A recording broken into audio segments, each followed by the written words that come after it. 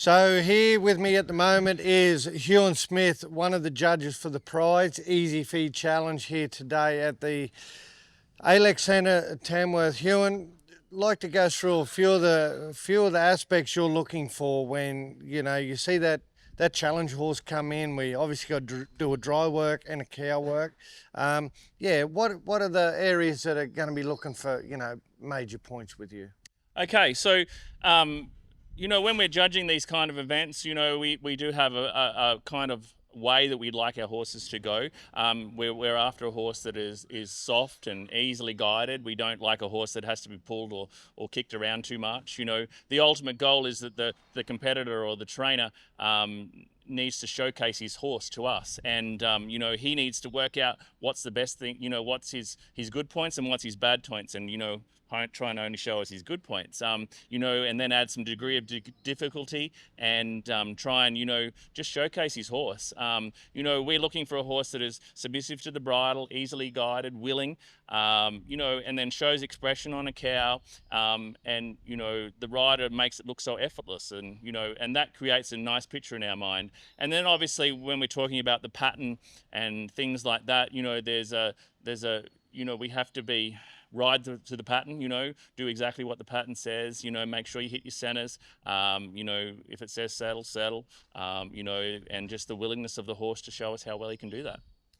Do you think the type of horse that's being bred that has now come to the Nutrien Classic sale, these are the top of the tree for challenge horses? Not just a camp draft horse, but a horse that can do it at both ends? Definitely. I think, I've been involved in the challenge industry for probably a lot more than most, and I feel that it gives your horses a really good foundation, if you train them right. In this year's event, I'm just going to pick two horses out that I know are at the top of the leaderboard. They were bought through this sale as a 2-year-old, and the people have spent a lot of money on them with trainers and stuff, and they are very set, solid horses, and they're definitely two horses that are to watch. You can see that are ticking a lot of the boxes. They do things effortlessly. They stop and they spin and they turn around, change leads, and with no resistance. And they also have the ability, as a camp drafter later on, but in the cow horse event here, to be able to stop and rate a cow and to do it all easily. Well, to take a step forward from that, I believe that there tonight there's 4 horses that have made both the challenge and the classic final. Wow. So I'm sure the training in the dry work area has really helped them over there on the cattle to, be biddable and to get a job done in the camp draft arena. So that in itself, I'm not sure we've seen 4 crossover before. That's on my quick look. Yep. There may be more, but there's at least 4 horses that are now doing it at both ends of the Nutrien Classic. Yeah, well, that's a great effort, and I think, obviously the old story, the more you ride them, the better they get, and I think the Nutrien Classics and this type of event actually empowers young people or any person who buys a horse to actually ride him, because they've got a focus goal to come back to, and I think that is important as well. They never get any better in the paddock.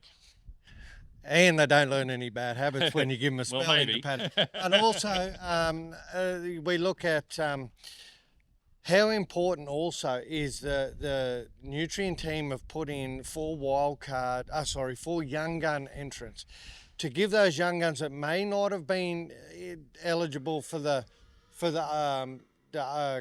main final. Yep. But giving them the exposure to come back and show in a final. So some of those young guns may never have made a final of that stature before, but they're being brought through the system to one day they're going to be the Yeah, I guess as any kind of competitor, we all get a buzz out of like making to the finals and being able to ride in front of a crowd. And, I always say that once you've made the final, it doesn't matter what happens after that, because, Yes. you just go out there and you have fun and try and showcase your horse the best you can. So, but no, look, Nutrien has made a great effort to involve young people in the sale, and letting them ride in this and the Young Guns competition.